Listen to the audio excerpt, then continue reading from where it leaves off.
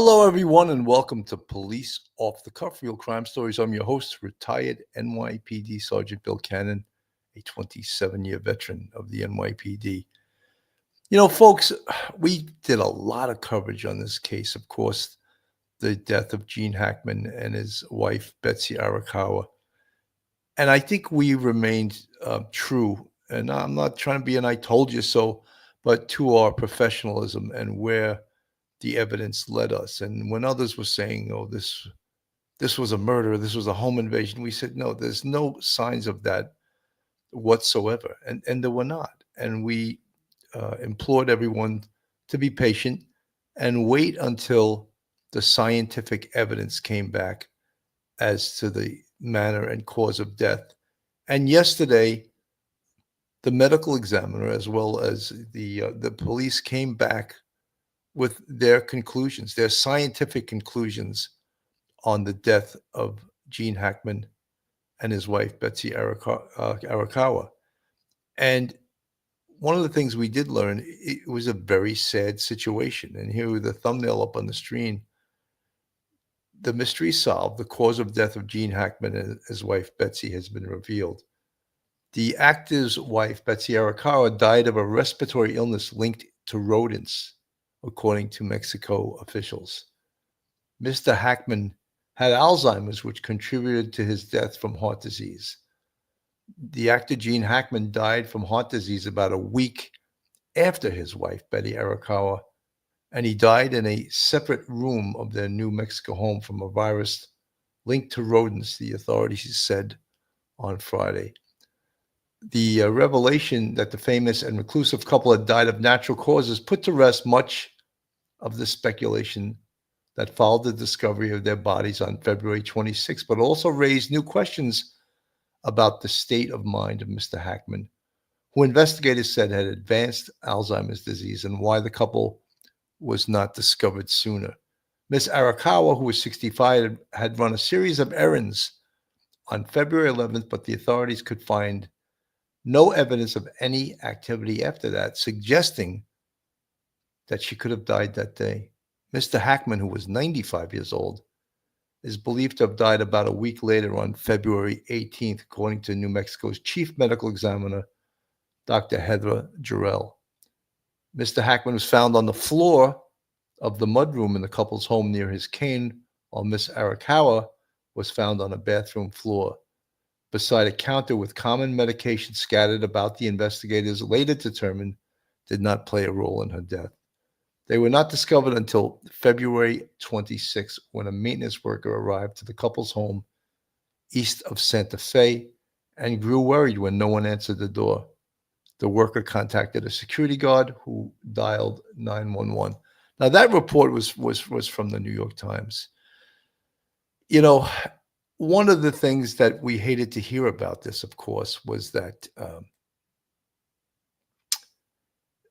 Mr. Hackman, in the deep Alzheimer's, may have not even realized that his wife was dead. And the horror that we think about is that week that he was alive and his wife lay on the bathroom floor dead, who took care of him? And the answer is, it doesn't look like anyone did. So we're going to get deeper into this. We'll show the press conference from the New Mexico police and the medical examiner, and we'll put a lot of the rumors and innuendos about this case to rest. Anyway, folks, hold on to your hats, hold on to your loved ones, hold on to your drink, hold on to your service dog, your service cat. You're about to enter true crime from a police perspective. You're about to enter the off-the-cuff zone, the police off-the-cuff zone.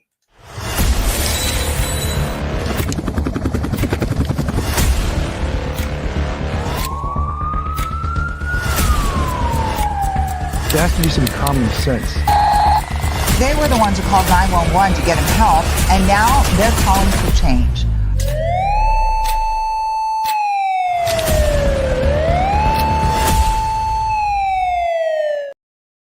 And now a word from our sponsor. BetOnline is the world's most trusted betting platform and your number one source for online betting in 2025. Whether you're a seasoned fan or a first-time bettor, BetOnline is your ultimate game day companion. With the largest selection of odds on everything from NBA and college basketball to the NHL and UFC, BetOnline continues to be your number one sports betting source. From every three-pointer to hat trick, BetOnline has you covered with odds, stats, and more for every game, every play, and every win. BetOnline, the game starts here. Mando whole body deodorant. Wow. The thing I like most about Mando body deodorant is that it lasts all day and leaves me feeling clean and fresh. It doesn't quit even under the harshest heat and humidity. The fresh feeling keeps me dry and confident. And I don't have to worry about unsightly sweat stains because it keeps the perspiration down. Mando's starter pack is perfect for new customers. It comes with a solid stick deodorant, cream tube deodorant, 2 free products of your choice like mini body wash and deodorant wipes, and free shipping. As a special offer for listeners, new customers get $5 off a starter pack with our exclusive code. That equates to over 40% of your starter pack. Use code POLICE, police in caps, at shopmando.com. That's shopmando.com. Please support our show and tell them we sent you. Smell fresher, stay drier, and boost your confidence from head to toe with Mando. Wow, that wasn't me in that little thumbnail up on the screen. So this is such a heartbreaking case. And when the press conference came out yesterday, I think everyone was concerned with what were going to be the findings. And although concern and people being sad because this iconic actor Gene Hackman died under circumstances that no one wanted to see occur. Anyway, I'm going to go right to yesterday's press conference. We'll play it right now. With me today is Dr. Heather Giral, Chief Medical Investigator for the New Mexico Office of the Medical Investigator. Dr. Aaron Phipps, New Mexico State Public Health Veterinarian, New Mexico Department of Health, and also Chief Brian Moya, Santa Fe City Fire Department. This investigation started on February 26th with the discovery of Mr. Hackman and Ms. Arakawa and their dog at the residence. I just want to do a short recap and then touch on some new information. As we know, both individuals tested negative for carbon monoxide. City Fire conducted tests and deemed scene safe for deputies to conduct their investigation. The preliminary pacemaker interrogation results were released last week, and I'll let Dr. Giral touch more specifically on those results. The gas company New Mexico, they also did an analysis of the residence, and they found one minor leak in a single burner on the kitchen stove, which was 0.33% of room air, which was pretty minute and insignificant. Since that time, Xena, the deceased dog, has been taken for necropsy at the Veterinary Diagnostic Services, and we'll be awaiting those results. Let's speak a little bit in reference to the timeline for Betsy Arakawa. We know from our investigation that on February 9th, 2025, she picked up Xena from Gruta Veterinary Hospital. There was a procedure that was done with the dog, which may explain why the dog was in a crate at the residence. Let's move on to February 11th, 2025. Mrs. Arakawa had an email conversation with her massage therapist at about 11:21 a.m. Moving on into the afternoon, Ms. Arakawa was at the Sprouts Farmers Market between 3:30 and 4:15 p.m. Ms. Arakawa was seen on surveillance video at the CVS pharmacy in Santa Fe from 4:12 to 4:20 p.m. She then stopped at a local pet food store at about 4:54 p.m. Her car was seen on surveillance, and the remote control clicker that is assigned to her and her vehicle was used to enter the subdivision to gain access to the gated community at 5:15 p.m. Numerous emails were unopened on her computer on February 11th. There was no additional outgoing communication from her or known activity after February 11th, 2025. The cell phone information and the cell phone data is pending. We're working with state police to get the information from those phones, but our investigation shows that all the last known communication and activity from Ms. Arakawa was on February 11th. You know, folks, a lot of folks, Karen Phillips in the chat, yeah, I'm going to put you up on the screen. No contact by anyone for all those days, something is not right. Well, I mean, we can think that, you know, and you can think whatever you want, but it seems that the Hackmans were very, very private people. And that was found out also by the fact that they didn't have any like live-in help. They certainly had a big enough house to have a live-in maid or a live-in caretaker, or certainly have the workers live on a property. And I was a little perturbed and a little baffled by the fact that there was no human contact in regards visitors or calls that were made to them, as far as we know, during that time period. But especially human contact, because if Mr. Hackman had Alzheimer's as badly as it appeared, it would have helped to have a daily caretaker, unless, you know, Betsy Arakawa was his caretaker. And as far as the hantavirus, Barbara Butcher was on CNN today, and I watched her give a definition of it. And you could be cleaning up, for example, like mouse droppings, and in the process of sweeping it up, it can become like aerosoled, and you breathe it in. And 40% of the time, hantavirus is fatal. So this is so what they would say is, if you do live in an area like New Mexico, when you sweep up, you should probably wear a mask to protect yourself from this virus. So those are some of the things we know right now. Let me get back to the press conference, and let me put it back on the screen here, and we'll play the sheriff again. I'm going to go ahead and turn over the podium to Dr. Gerald. I would ask that everybody refrain from asking questions until everybody has provided their statements. I'll step up to the podium, and then we'll go ahead and field questions from the media. Thank you.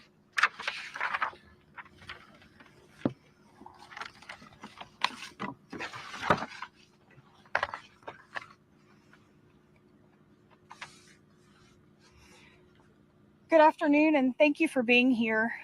I'm Dr. Heather Gerald, the Chief Medical Examiner for New Mexico at the Office of the Medical Investigator.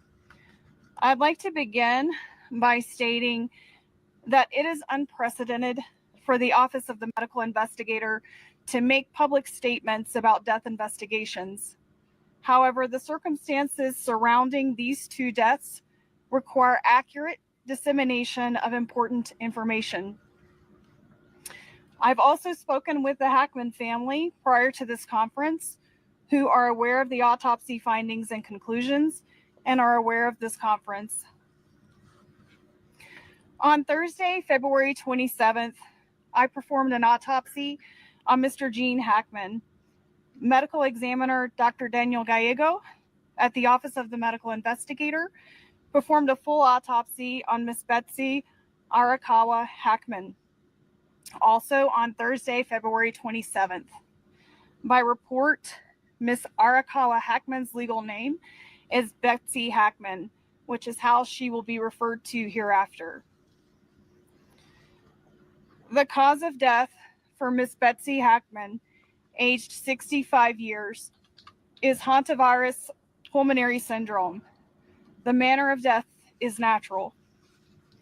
Autopsy examination and full body postmortem CT demonstrated no findings of trauma internally or externally, with microscopic findings consistent with hantavirus pulmonary syndrome.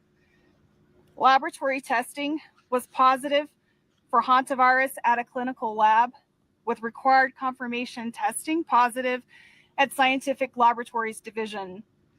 Testing for COVID-19, influenza, and other common respiratory viruses was negative. Testing for carbon monoxide was negative. There were no other significant natural disease findings. Pills present on scene were thyroid medication, which were being taken as prescribed and is not currently a concern for a contributory cause of death. The cause of death for Mr. Gene Hackman, aged 95 years, is hypertensive and atherosclerotic cardiovascular disease, with Alzheimer's disease as a significant contributory factor.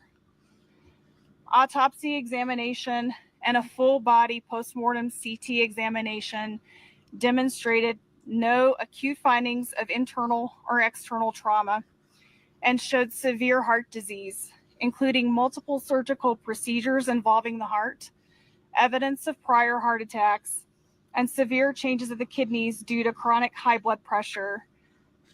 Examination of the brain showed advanced Alzheimer's disease, as well as blood vessel changes in the brain secondary to chronic high blood pressure. Laboratory testing performed at Scientific Laboratories Division was negative for COVID-19, influenza, and other common respiratory viruses. Testing for hantavirus was negative. Testing for carbon monoxide was negative. Additionally, there were no autopsy findings concerning for hantavirus infection. I have been asked when death occurred for these individuals. There is no reliable scientific method to accurately determine the exact time or date of death. Mr. Hackman's initial pacemaker data revealed cardiac activity on February 17th, with subsequent pacemaker interrogation demonstrating an abnormal rhythm of atrial fibrillation on February 18th, which was the last record of heart activity. Based on this information, it is reasonable to conclude that Mr. Hackman probably died around February 18th. Based on the circumstances, it is reasonable to conclude that Ms. Hackman passed away first, with February 11th being the last time that she was known to be alive. Lastly, clinically, hantavirus infection is characterized by flu-like symptoms consisting of fever, muscle aches, cough, sometimes vomiting and diarrhea that can progress to shortness of breath and cardiac or heart failure and lung failure.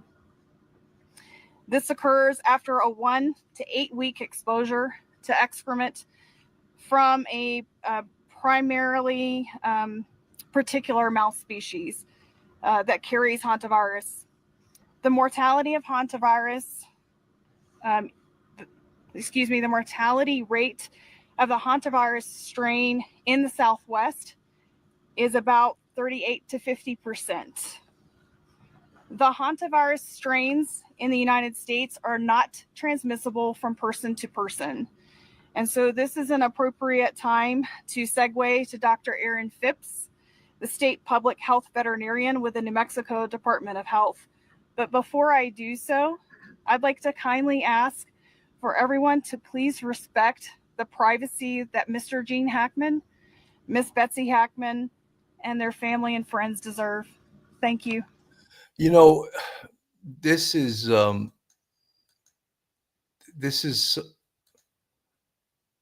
me put that on the screen. This is so incredible that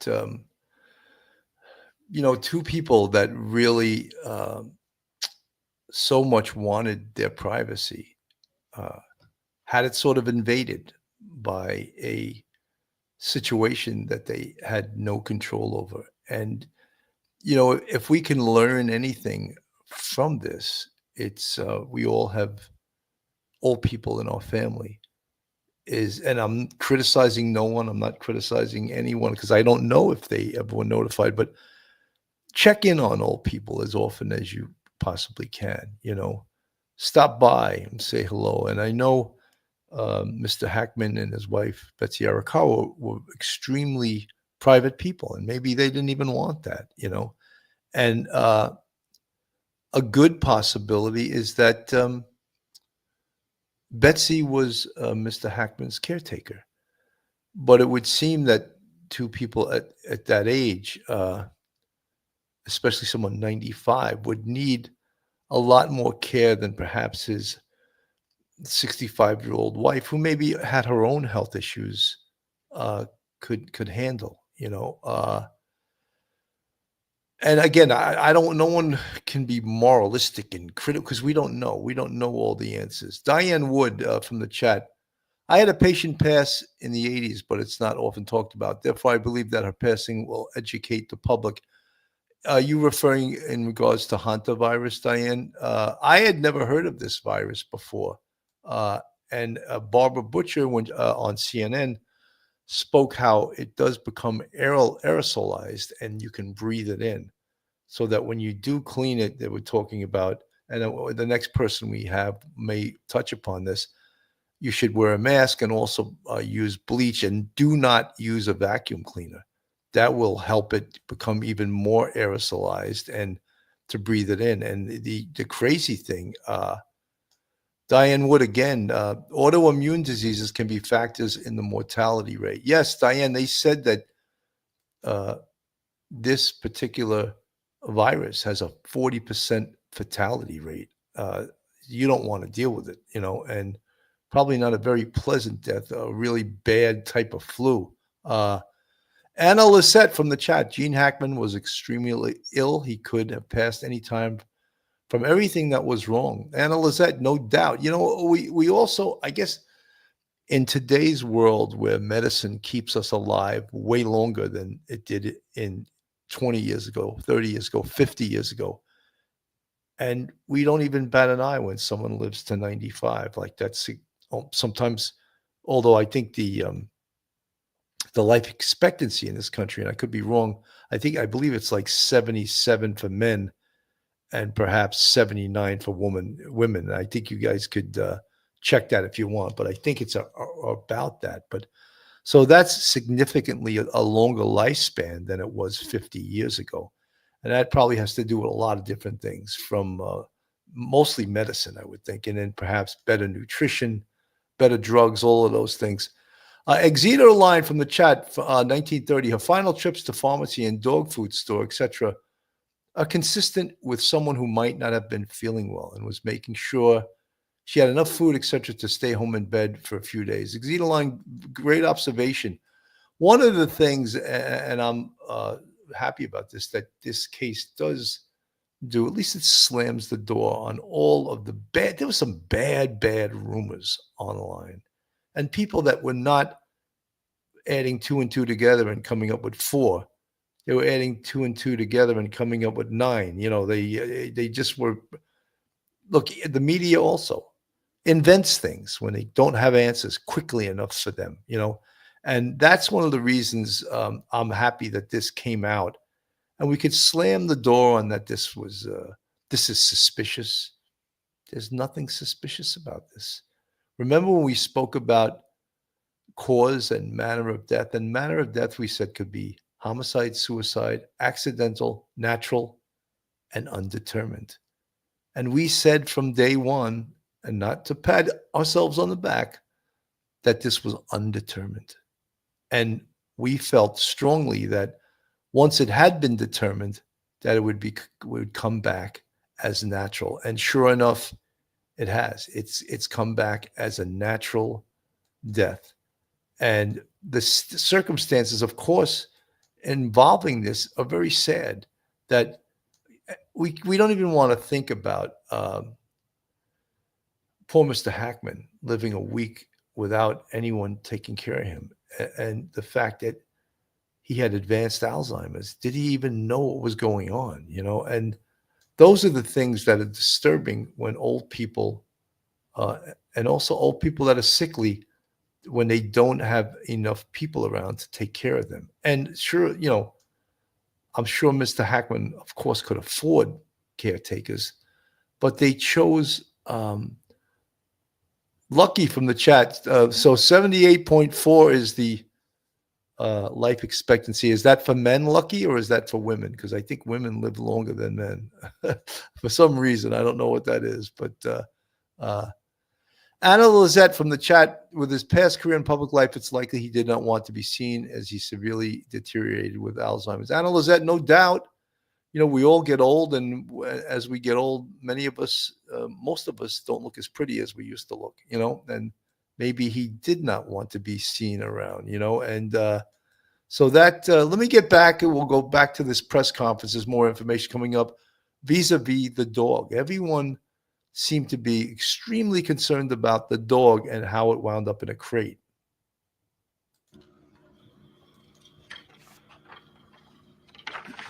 Thank you, Dr. Gerald. I will now provide additional information about hantaviruses in New Mexico. There are many different types of hantaviruses found worldwide. These viruses are zoonotic, meaning they are transmitted from animals to humans. Hantaviruses are carried by rodents. The hantavirus found in New Mexico, the sin nombre virus, is found throughout the state, primarily in deer mice, but in other rodents as well. Hantavirus pulmonary syndrome is a rare disease caused by hantaviruses, but a small number of human infections are found every year in New Mexico. Over the past 5 years, New Mexico has confirmed between 1 and 7 hantavirus infections in humans each year. Through the end of 2024, we have identified 136 infections over the past 50 years in New Mexico residents. 5 of these in Santa Fe County. This is a serious disease. 42% of these infections here in New Mexico were fatal. Most transmission occurs around the patient's residence or workplace, and the New Mexico Department of Health typically conducts an environmental investigation at the residence of all hantavirus cases in our jurisdiction. This can help identify specific areas that may pose higher risk, providing insight into where transmission may have occurred and how to prevent future infections. On March 5th, the New Mexico Department of Health staff conducted a risk assessment of the property, including the main residence, as well as other structures on the property. This was critically important to address concerns about health risks to first responders, as well as to inform any prevention measures needed to protect the family and other individuals entering the property in the future. We assessed the risk of exposure in the primary residence as low, similar to other well-maintained houses in New Mexico. We did identify signs of rodent entry in other structures on the property and provided information and resources about reducing the risk of hantavirus transmission related to those areas. Hantavirus can be transmitted to people through rodent urine, droppings, or saliva, so it is important to take special steps when cleaning up after rodents. Avoiding contact with or breathing in aerosolized rodent urine or feces, especially in a poorly ventilated area, is key. Detailed guidance can be found on the New Mexico Department of Health and the CDC websites, but I will provide a very brief summary now.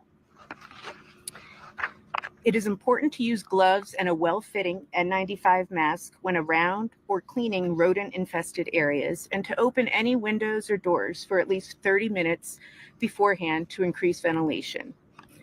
Spray the area thoroughly with a 10% bleach solution or a commercial disinfectant. Let it sit for 5 minutes. Next, clean the area with paper towels, then throw them away in a covered garbage can that is regularly emptied. Before removing gloves, wash your gloved hands with soap and water or with a disinfectant, and then after removing gloves, wash your hands again with soap and water. It's important to never sweep up or vacuum mouse droppings, since this can spread particles up into the air. Since hantavirus is found throughout New Mexico, awareness of these risks and how to reduce them is important for all New Mexicans. The New Mexico Department of Health extends our deepest condolences to the families and friends during this difficult time. Thank you. So it is so good, I think, that they have explained this in great detail, both to us, the true crime community, and to the general public, because after all, Gene Hackman was an internationally known star. And, he was up there in age, 95 years old, and many people were interested in the outcome of this situation. And meaning the outcome, someone just said in the chat, yeah, I'm glad that they came out with the real reasons, because people were talking about, there was a report that the FBI found some evidence that would blow the doors off this case. And it was such ridiculous, just outrageous nonsense. No truth whatsoever. And some of the major news organizations were reporting it as fact. I mean, just absolute crap, and it's sad. But so now the importance of this is getting out a clear timeline with professionals doing the presentation, which we obviously have. The New Mexico sheriff, the chief of the New Mexico Santa Fe Sheriff's Office, the medical examiner, and just giving a specific and very detailed report on this. Sandy McMaster's, there was a hantavirus case that made the news about 12 years ago. Family died after staying in a poorly ventilated and sanitized cabin in Yosemite. I have never heard of it prior to that. This is sad. I think this is extremely sad. And one of the things that I find so sad about this is it may have been their choice, but the fact that Mr. and Mrs. Hackman, will refer to Betsy Arakawa as Mrs. Hackman, that they didn't have more help. And at least maybe they could have both been saved, but the fact that Betsy Arakawa, Mrs. Hackman, got this hantavirus, and then her poor husband was so stricken with Alzheimer's and coronary disease that he couldn't really help. Folks, this is Police Off the Cuff Real Crime Stories. If you like real crime, true crime from a police perspective, then you're in the right place. And if you're not subscribed, hit that subscribe button. Give us a thumbs up. Please hit the like button. That's how the algorithms hit when you guys show that you like the show. And if you want to contribute to us financially, we have a Patreon with 3 different levels. And we also have a YouTube channel membership with 5 different levels. And you can support this channel by becoming a Police Off the Cuff member, fan, subscriber, whatever you want to call it. But we appreciate each and every one of you guys. I'm going to go back to the press conference for some of the questions that are being asked now. Thank you. I think that'll conclude the statements for today. We will go ahead and take questions. I ask that there be 1 question per agency, and please state who you're directing the question to, as there's several individuals here at this conference. Sir. Sheriff, just to clarify the timeline here, does this mean Gene Hackman was likely home with his deceased wife for a week before he passed away himself? Yes, I would assume that is the case. Do you believe, given his Alzheimer's status, that Mr. Hackman was able to live on his own and survive for those 7 days? I think that's more a question, maybe for Dr. Durrell. Just to repeat so that everyone could hear, the question was, do we believe that Mr. Hackman was able to live on his own and survive? The answer to that question is that Mr. Hackman showed evidence of advanced Alzheimer's disease. I'm not aware of what his normal daily functioning capability was. He was in a very poor state of health. He had significant heart disease, and I think ultimately that is what resulted in his death. I was able to look at fluid to determine if he was dehydrated, and I did not see evidence of dehydration. I did see evidence of very poor kidney function, and I think he died as a result of his heart disease, and with Alzheimer's being that contributing factor. What about starvation? The question was, what about starvation? So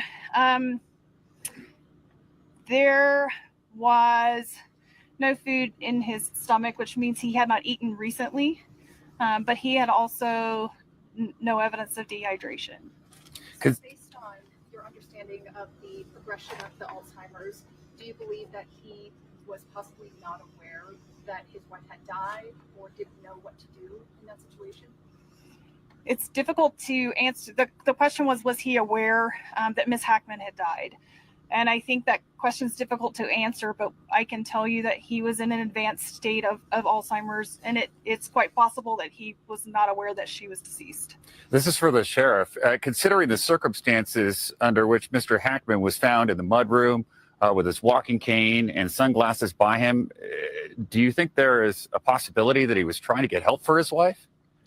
That's hard to answer. Again, it's hard to get into the frame of mind of what was happening at the time. And I don't know if we'll ever have the answer to that question, whether he was going to go for help or he wasn't. Sir. Sure. Are there any other big questions that you're trying to answer? I mean, does this answer the biggest questions you had about their death in this case? Is there anything else that you're really seeking? Yeah. So the question is there any other big questions that are left? I think a lot of questions were answered here today. I think there was, Dr. Durrell went over the cause of death, and I think a lot of those questions are answered. I think the timeline that we've been given as far as the pacemaker results and the history and evidence that we found as far as the timeline of Miss Arakawa, I think a lot of the questions have been answered. We are waiting on the cell phones, but I would very unlikely that the cell phones are going to or show anything else. I would like to answer some of that, because one of the big things that they wanted to slam the door on in this case, and I believe they slammed the door, and there's still more evidence to come back. But what they've slammed the door on is the old adage, the old question, was there foul play? And is there anyone in the chat after this press conference now that would question that the door has been slammed upon that? No, there was no foul play. This was not a crime. Absolutely not a crime. This was tragic. And initially, the investigation was for an undetermined 2 deaths, an undetermined death of a dog. I think they have answered all those questions now. Now there is a determination of how they died, right? Mrs. Hackman died of the Hunter virus, and Mr. Hackman died of severe heart disease and exacerbated by Alzheimer's. Is there anyone in the chat that would question that? Is there anyone that is still suspicious that's listening to this show that believes there was a crime involved here? Is there anyone in the chat that thinks someone broke into this house and caused the death of Mr. Hackman and Betsy Arakawa? Because if you still do, then maybe you shouldn't even be watching true crime, because you're not looking at reasonableness. You're not looking at the evidence. You're not accepting the evidence in regards to what it just told us. And, the retired Sergeant Melinda was great chatting with everyone while watching this live stream. Take care, everyone. Always stay safe. See you all next time. Great live stream. Have a great weekend. Sergeant Melinda, thank you for stopping by. Pauline Buckles, nor is Mr. Hackman to blame for anything. Pauline, you know something? That's one of the things we wanted all this evidence to come back as. There's always going to be people in the chat or people that listen to it that are going to find fault with whatever. I read the chat all the time, and many people criticize my findings. Oh, that's not, how can you say that? You're a retired NYPD. You don't know what you're talking about. Okay, well, thank you very much. Law Nerd, thank you for the $9.99 super sticker, first of all, and good morning, Bill. Thank you for sharing their story with dignity. My mother worked for the chief of police in Irvine, California. My father was in the Air Force. There was no foul play, period. Law Nerd, thank you so much. I love to hear that, because I had if anything, we did more coverage on this. Some people say, oh, you're milking this. No, I felt that this needed a lot of coverage. And I brought Barbara Butcher in, who I love, Barbara Butcher. And if you guys don't know, she has the book out, What the Death Know. Barbara Butcher has been to over 5,000 death scenes, 5,000. Included in that was over 600, almost 700 homicide scenes. I brought her on the show for her expertise. She gave us a really good definition of what mummification was in regards to this case. In fact, she did such a good job on our show. CNN brought her on today.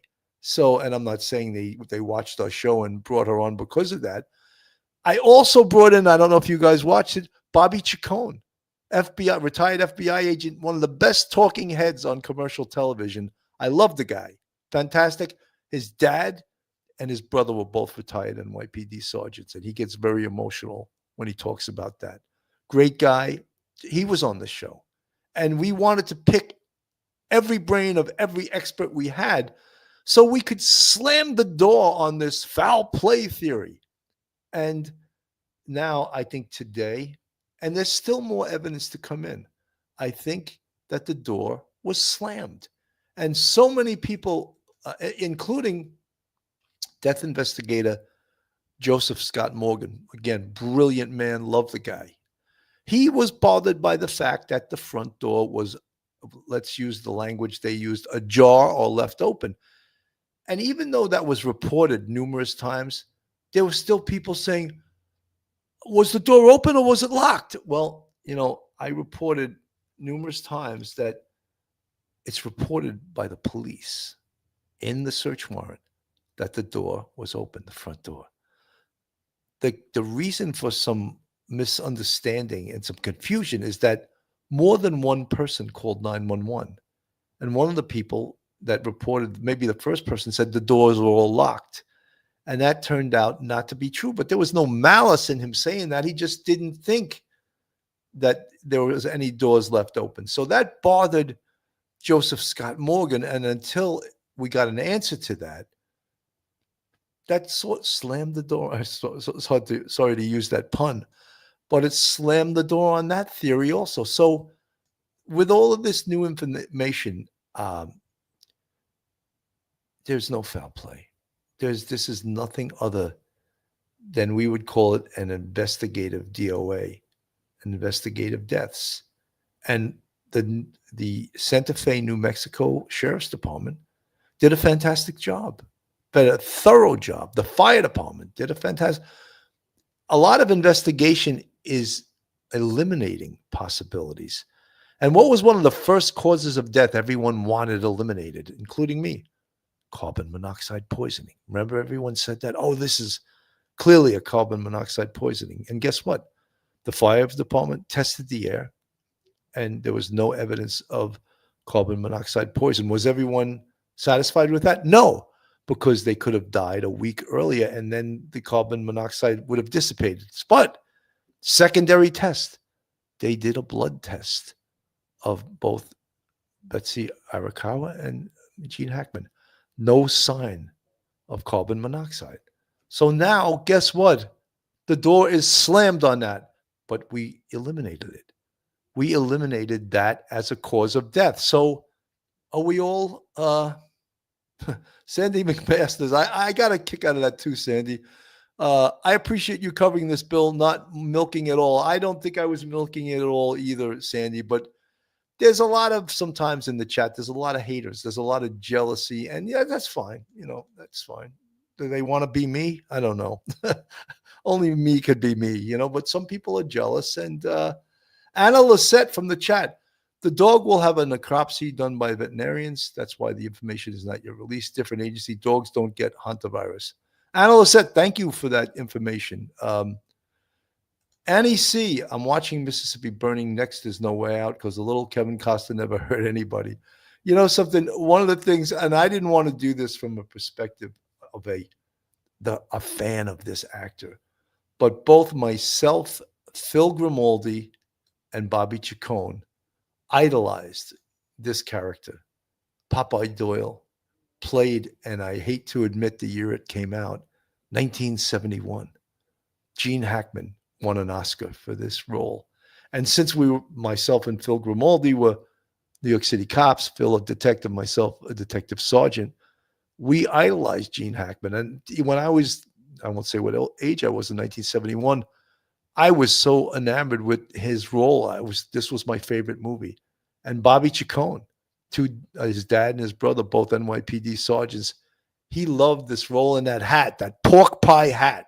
I mean, I'm sounding like a fan and not a true crime aficionado, but I am a true fan of Gene Hackman. And amazing, an amazing role. And it's hard not to be a fan. But that part of it, I think that someone lucky says the mice left the door ajar. Just kidding. No, it's all right. There's always room for humor in this show, Lucky, including myself. I like to throw a joke out there once in a while. Wyoming Adventures. Good job reviewing this case. Thank you so much. I think, something every once in a while, we do like to hear that we did a good job. And yeah, this was a very interesting case. Legal-Minded Friends, my buddy Karen Cole. What the Dead Know by Barbara Butcher, sold online and even in UK. Barbara Butcher, I can't say enough about her. I worked with her when I was on the NYPD. I attended the criminal investigation course in which she was an instructor, a course which I later taught at myself. Not only was she brilliant, but she was funny as hell too. She could present the topic with great amount of humanity and humor at the same time. And I loved it the way she put it. Carolyn V from the chat. A pacemaker doesn't set off an alarm to a monitoring company. Is it an option? Carolyn V, I don't know. But apparently when they checked the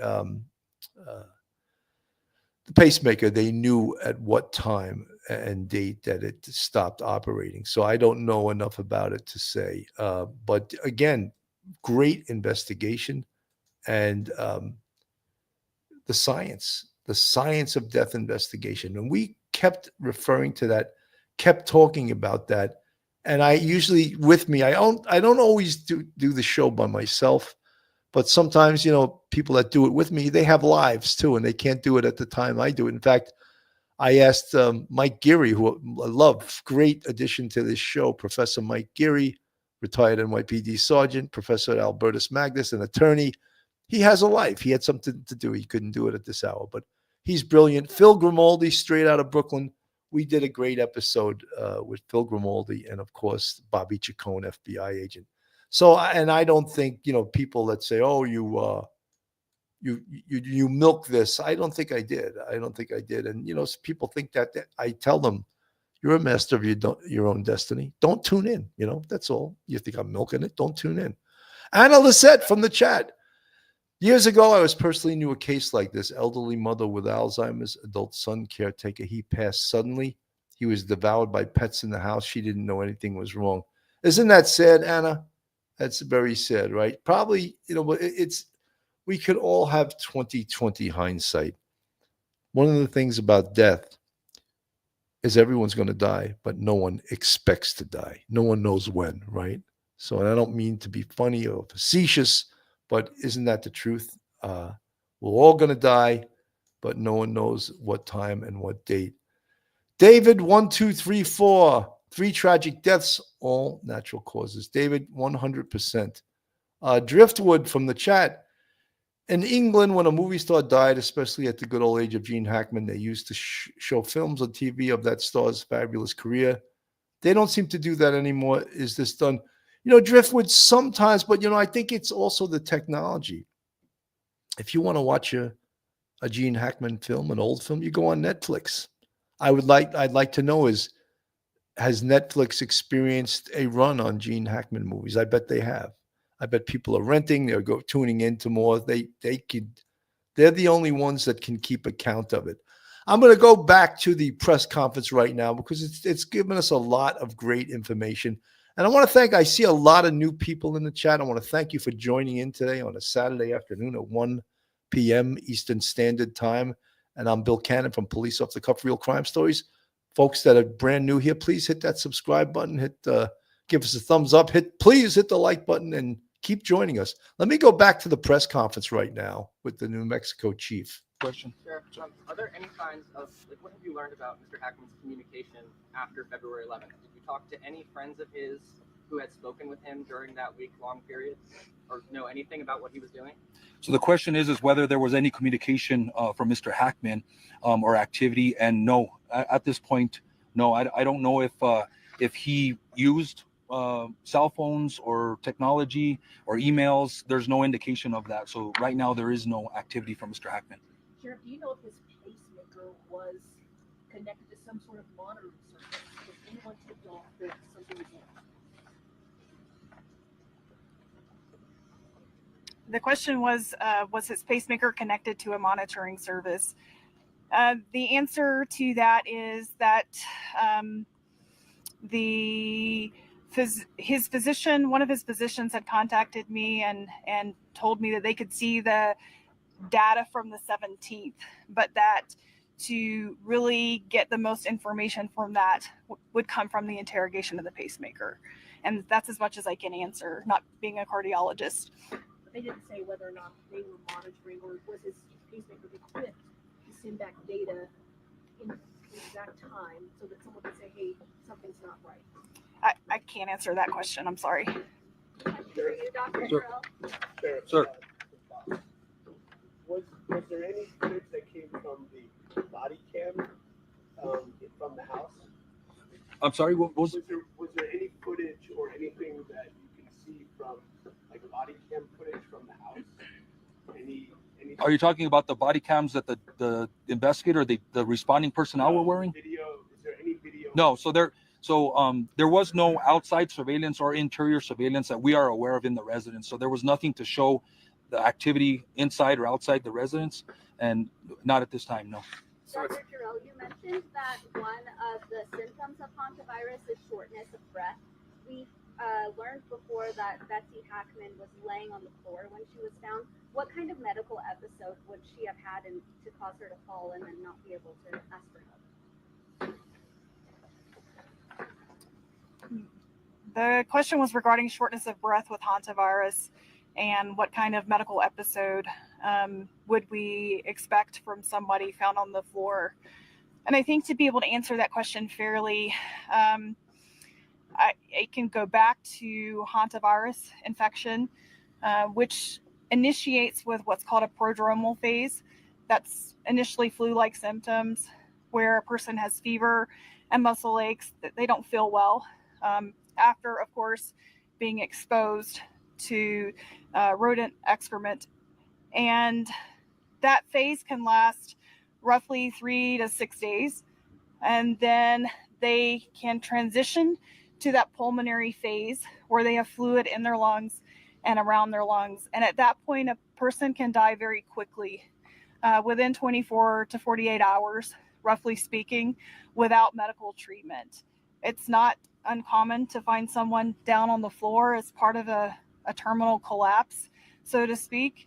And that may very well have been what happened to Ms. Hackman. You're estimating her time of death on the 11th, or is it possible that she collapsed and was alive for a couple of days? It's hard to say. I don't think she was on the floor alive for a couple of days. I think that she went through that time period, and I don't know when she began to feel ill. And those are just things that I don't know that I'm ever going to have the answers to. But I think, and going back to that initial time period, roughly 3 to 6 days of feeling ill and then succumbing pretty quickly after fluid begins to build up in the lungs. Given the dog was created, is it fair to assume that the dog died from dehydration or starvation?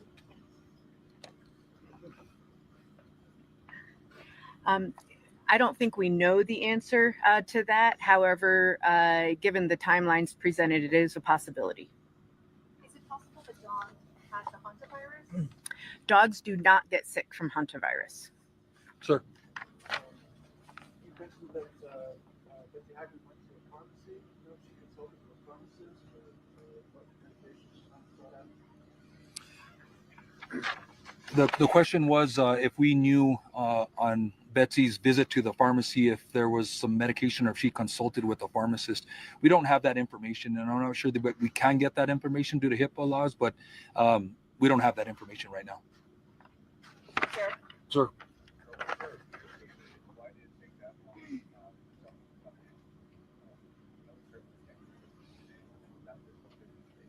At this point, there's no indication that there was a caretaker at the home.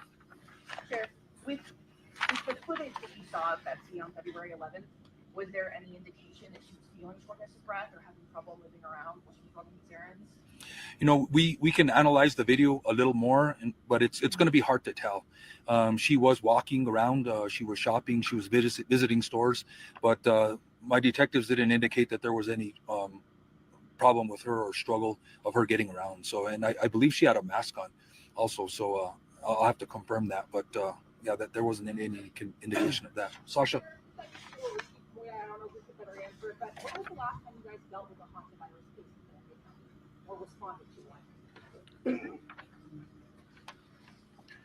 one? Yeah, the question was last time the city of Santa Fe or the county dealt with a hantavirus case. I think we're gonna have to look into that. I'll get back to you. I would have to do some data before we pull that Have you had any information. communication with the CDC? Is there a concern about a bigger public health issue here when it comes to hantavirus? The CDC is aware of this case. Hantavirus is a notifiable condition nationally. All hantavirus cases are notified to them. This is not an unusual case. We get cases every year, unfortunately. So we're not seeing any indications of any abnormal or unusual patterns. Dr. Darrell? We'll go ahead and take 2 more questions, and then we'll wrap this up. Is there anybody that hasn't asked a question yet? Sir.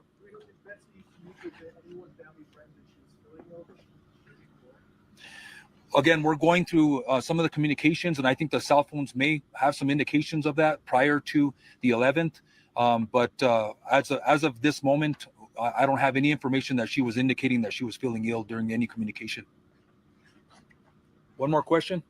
Since there's no sense that this is criminal in nature, are you closing this investigation? Are you still going to be releasing body camera footage from the deputies that entered the house? What happens next?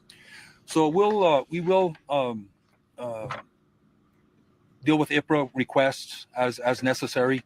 If there's body camera or any request for public information, we will be releasing that because of the law. But yeah, we consider this an open investigation until we close the loopholes of the cell phones, until we finish out the necropsy results of the canine, and other loose ends that we need to tie up. But you know, I think we're pretty close to the timeline and with the information that Dr. Jarrell provided. One question on the heart disease. Is it fair to describe this as a heart attack, or is it not? Is that not an accurate term for the heart disease that he suffered? The question was, is it fair to conclude that Mr. Hackman died from a heart attack? And the answer to that is that it's a little bit difficult to say. I saw no microscopic evidence of a recent heart attack. However, those changes can also take some time to develop, several hours to develop, so that I can see it under the microscope. He could have had an abnormal heart rhythm. We already know that he was in atrial fibrillation on the 18th, and that could have evolved into a more terminal heart rhythm. Is it heart failure an okay way to describe it? We use that terminology. The question was, did Mr. Hackman have heart failure? Oftentimes we see fluid around the lungs and heart failure and congestion of the liver. I did not see that in his case, but he had very poor heart, or very extensive heart disease. And so he would have been predisposed to abnormal heart rhythms, and hence he had a pacemaker as well. Thank you, everybody. That'll conclude the press conference for today. Thank you. I want to just say something. I think, you know, we have to, following this case right from the beginning, I think we got to give a hell of a lot of credit to the Santa Fe Sheriff's Office and their investigators. They did an outstanding job. I can't even imagine this was an international case of interest for the public and for the press. And I can't even imagine the amount of pressure they had. Well, I can imagine going forward to get the information out quickly. And no one, and I shouldn't say no one, but the press doesn't care about the accuracy. They want quick information. And of course, the sheriff's department has to care about the accuracy of the information. And you heard the sheriff say that they're not closing the case yet until all of the information comes in and then they'll feel. I mean, I'm confident. I could almost say they could close the case right now, because I can't see anything changing the ruling on this case. Investigate DOA. The results: natural causes, no foul play involved. And I think they're very, very damn close. And I almost, if there was no cell phones, they could close this case based on the information they have right now. I'm just going to read a couple of things from the chat. Veronica from the chat. So he was alive for a week with his wife laying there dead. If his Alzheimer's was at a stage where he couldn't function and pick up a phone to call someone in an emergency, they should have had help in the home. Veronica, you know something? You're probably right. But the thing is that, as I said earlier, perhaps his caregiver was his wife, Betsy. And when she became incapacitated, he had no one to take care of him. And that goes back to that they were extremely private people. And perhaps they didn't want live-in, or they didn't want a lot of help coming into the house because it was a violation or an intrusion on their privacy. So that's all. And you know something? None of us can judge this. In a way, we're looking into a fishbowl of two people that didn't want to be in a fishbowl. They wanted to have their privacy.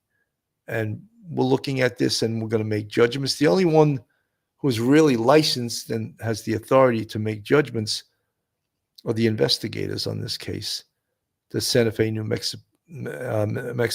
Sheriff's Department, the medical examiner, and all of the scientists that did an accurate and amazing investigation on this, providing us answers so that now there's no more people saying, oh, there was foul play, oh, this was a murder, oh, the FBI, absolutely inventing bullshit. And I'm sorry to use that language. Some media outlets inventing things that we now know was absolute garbage, you know? So I'm glad we did a lot of coverage on this. I think we did a pretty damn good job, if I have to say myself, and not some other outlets did an outstanding job. We dissected this and we told early on our feelings, but we stayed with it. And the outcome is what many thought that it was going to be: 2 natural deaths. And again, the death of the dog was related to the natural deaths of Mr. Hackman and his wife, Betsy Arakawa. And if I could say one last thing, Gene Hackman, may you rest in peace. One of my absolute, and not just me, one of my heroes as a film actor. And I have very few heroes in my life. He's probably one of the best actors I've witnessed in my life. And may he and his wife, Betsy, may they rest in peace, you know. And that's all we can say. And again, all the investigators on this case, thank you. Thank you for your service. Thank you for the fantastic work you did. I'm Bill Cannon from Police Off the Cuff Real Crime Stories. Have a great day, everyone. Thank you so much for tuning in. God bless. One episode